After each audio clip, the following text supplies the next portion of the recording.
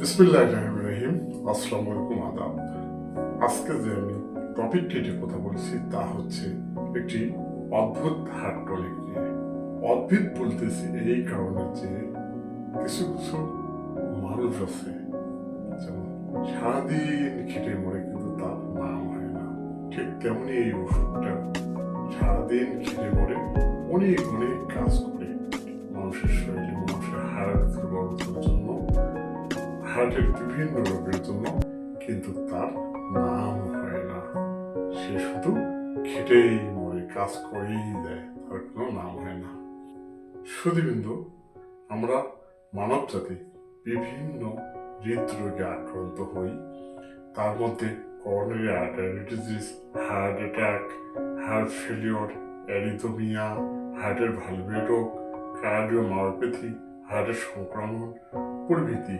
ইহার কারণ হিসেবে যদি আমরা একটু উল্লেখ করি তাহলে বিষয়টি দাঁড়ায় বংশগত ইতিহাস, অতিরিক্ত মানসিক চাপ, অতিরিক্ত মদ্যপান, লবণ ও চর্বিযুক্ত খাদ্য অতিরিক্ত গ্রহণ, বয়স বৃদ্ধি প্রভৃতি কারণগুলো অন্যতম। এছাড়াও কৃত্রিম বা ফাস্টফুড জাতীয় খাদ্য হার্টের রোগের জন্য অন্যতম কারণ। তার উপর আরেকটা বিষয় হলো, সেটা হলো নিদ্রা জাগরণ। নিদ্রা জাগরণটা হলো আমাদের বর্তমান প্রজন্মের কাছে, বর্তমান মানুষের কাছে অত্যন্ত নিত্য নৈমিত্তিক ব্যাপার। এই প্রজন্মটা প্রচন্ডভাবে হার্ট রোগের ঝুঁকিতে আছে বলে আমি মনে করি। মাত্র একটি হোমিওপ্যাথি ঔষধ কিভাবে হার্টের সমস্ত রোগে কাজ করে তা আমি একে একে বর্ণনা করব, মন দিয়ে শুনবেন। আজকের এই ভিডিওটি একটি অত্যন্ত তথ্যবহুল এবং অত্যন্ত প্রয়োজনীয় ভিডিও হবে বলিয়া, এবং অত্যন্ত অন্যতম ভিডিও হবে বলিয়া আমার বিশ্বাস। আপনি যদি এই চ্যানেলে নতুন হন তাহলে সাবস্ক্রাইব করবেন, লাইক করবেন, কমেন্ট করবেন, শেয়ার করবেন। এবার তাহলে শুনুন সেই ওষুধটির নাম। ওষুধটির নাম কেটিকাস ওক্সান্থা। ইহাকে অদ্ভুত হার্ট টনিক বলার একটি কারণ, সেটা হচ্ছে ইহা মানুষের হৃদযন্ত্রের যাবতীয় রোগের কাজ করে। ইহা অত্যন্ত কার্যকরী মহৌষধ, যা হোমিও ডক্টরগণকে স্বীকার করতেই হবে।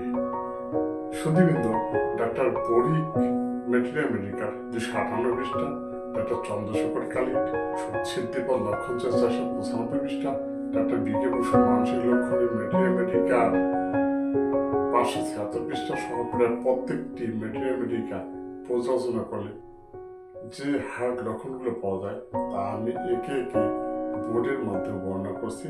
আপনারা মন দিয়ে শুনবেন, পারলে খাতায় লিপিবদ্ধ করবেন, তাহলে এই ওষুধটিকে জানা সহজ হয়ে যাবে। তাহলে এবার আমরা একটু বোর্ডে যাই, একে একে সেই লক্ষণগুলো একটু জানার চেষ্টা করি, তবেই আমরা এই ওষুধটি ব্যবহার করতে পারবো এবং হার্ট ডিজিজের কি চমৎকার একটি ঔষধ, সেই ওষুধটাকে অনুধাবন করতে পারবো। তাহলে চলুন বোর্ডে। 1 নম্বরে হৃৎপিণ্ডের পুরাতন রোগ, সেই সাথে দুর্বলতা। 1 নম্বরে হৃৎপিণ্ডের পুরাতন রোগ, সেই সাথে দুর্বলতা।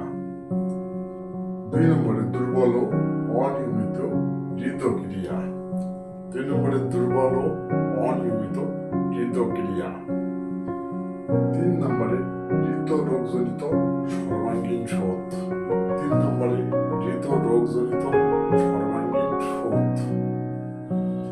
4 নম্বরে অঙ্গ প্রত্যঙ্গ ঠান্ডা ও ফ্যাকাশে, নাড়ি ও শ্বাস প্রশ্বাস অনিয়মিত। অঙ্গ প্রত্যঙ্গ ঠান্ডা ও ফ্যাকাশে, নাড়ি ও শ্বাস প্রশ্বাস অনিয়মিত। 5 নম্বরে হৃৎপিণ্ডের অচলাবস্থা, সেই সাথে অজীর্ণ ও স্নায়বিক দুর্বলতা। 6 নম্বরে আর্টেরিও স্ক্লেরোসিস নামক হৃৎপিণ্ডের রোগ। 6 নম্বরে আর্টেরিও স্ক্লেরোসিস নামের হৃৎপিণ্ডের রোগ,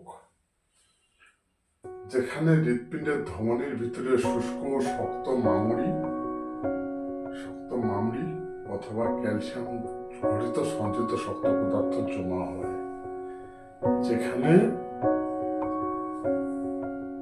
হৃৎপিণ্ডের ধমনীর ভিতরে শুষ্ক শক্ত মামুরি অথবা ক্যালসিয়াম ভরিত সঞ্চিত শক্ত পদার্থ জমা হয় এবং রক্তনালী চিকন হয়ে রক্ত চলাচলে বিঘ্ন ঘটে, যাকে আমরা হার্ট ব্লক বলে জানি। সেগুলো গলিয়ে বের করে দেয়। কি গলিয়ে বের করতে হয়? যে উপাদানগুলো আমাদের হার্টকে ব্লক করে, সেই উপাদানগুলোকে গলিয়ে বের করে দেয়।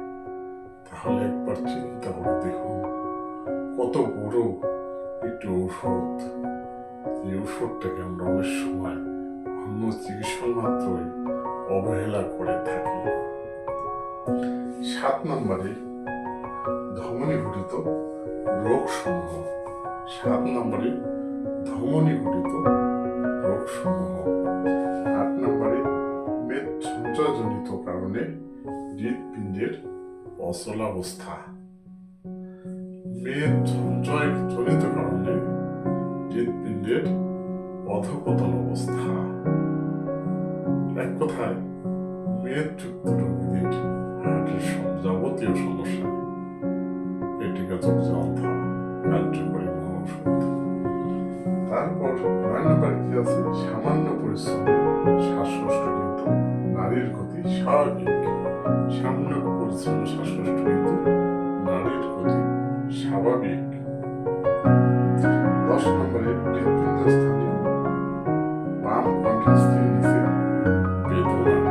হৃৎপিণ্ডের স্থানীয় বাম কণ্ঠস্থির নিচে বেদনা। 11 নম্বরে হৃদয়পেশি ক্ষয়প্রাপ্ত শিথিল। হৃদয়পেশি ক্ষয়প্রাপ্ত শিথিল। 12 নম্বরে হৃদরোগজনিত কাশি।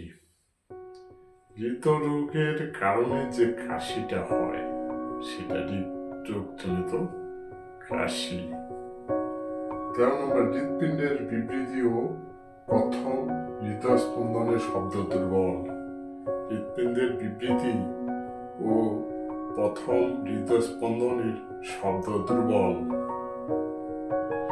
14 নম্বরে নারীর গতি অনিয়মিত, বৃদ্ধিপ্রাপ্ত, দুর্বল ও স্পন্দন থেমে থেমে হয়। নারীর গতি অনিয়মিত, বৃদ্ধিপ্রাপ্ত, দুর্বল ও স্পন্দন থেমে থেমে হয়।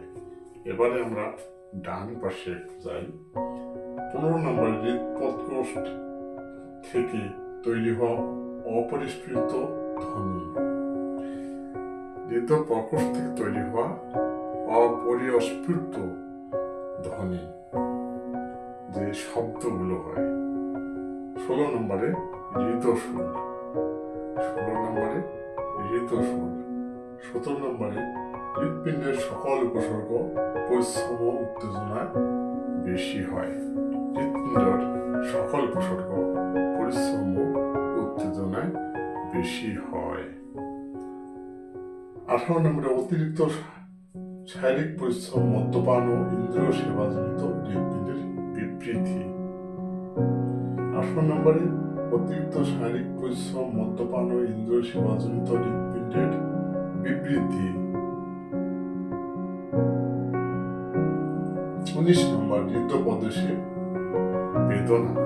19 নম্বরে হৃদপ্রদেশে বেদনা। 20 নম্বর হৃদরোগজনিত অনিদ্রা। 20 নম্বর হৃদরোগজনিত অনিদ্রা। হৃদরোগের কারণে যে ঘুম হয় না, হৃদরোগজনিত কারণে অনিদ্রা। 21 নম্বরে মায়োকার্ডিয়াইটিস নামক হৃদরোগ। 21 নম্বরে মায়োকার্ডিয়াইটিস নামক হৃদরোগ। এবারে আমরা কিছু মানসিক সিমটম নিয়ে আলোচনা করব। এই মানসিক সিমটমগুলো ধরেও আমরা কেটেগেজক যন্ত্র ব্যবহার করতে পারি। আমরা যদি শারীরিক সিমটমের সাথে মানসিক সিমটমগুলোকে মিলাতে পারি তাহলে ইহা আরো অমৃতবৎ কাজ করবে। তার মানসিক লক্ষণগুলো কি কি? 1 নম্বরে রোগী অত্যন্ত খিটখিটে। খিটখিটে মেজাজ। 2 নম্বরে বিষণ্ণতা ও ব্যাকুলতা। 3 নম্বরে আশঙ্কা প্রবণ। 4 নম্বরে মস্তিষ্কে রক্তাধিক্যজনিত হতবুদ্ধি অবস্থা। 4 নম্বরে মস্তিষ্কে রক্তাধিক্যজনিত কারণে হতবুদ্ধি অবস্থা।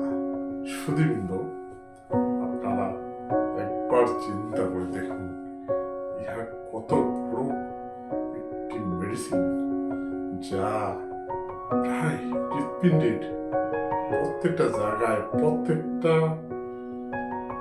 বিষয়ে, প্রত্যেকটা সিমটমে কাজ করে। সেজন্য ইহাকে আমি নাম দিয়েছি একটি অদ্ভুত হার্ট টনিক, যে কাজ করে কিন্তু তার কোনো নাম হয় না। সুধীবৃন্দ, আমরা এই সিমটমগুলিতে এই ওষুধটিকে ব্যবহার করব এবং অমৃতের মতো ফল পাবো বলে আমার বিশ্বাস। কেননা বর্তমান পরিস্থিতিতে হার্টের রোগী এত আশঙ্কাজনক হারে বৃদ্ধি পেয়েছে যে আসলে ভবিষ্যৎ প্রজন্ম যে কোন জায়গায় গিয়ে ঠেকবে তা আমার জানা নেই। আজ এই পর্যন্ত, হয়তোবা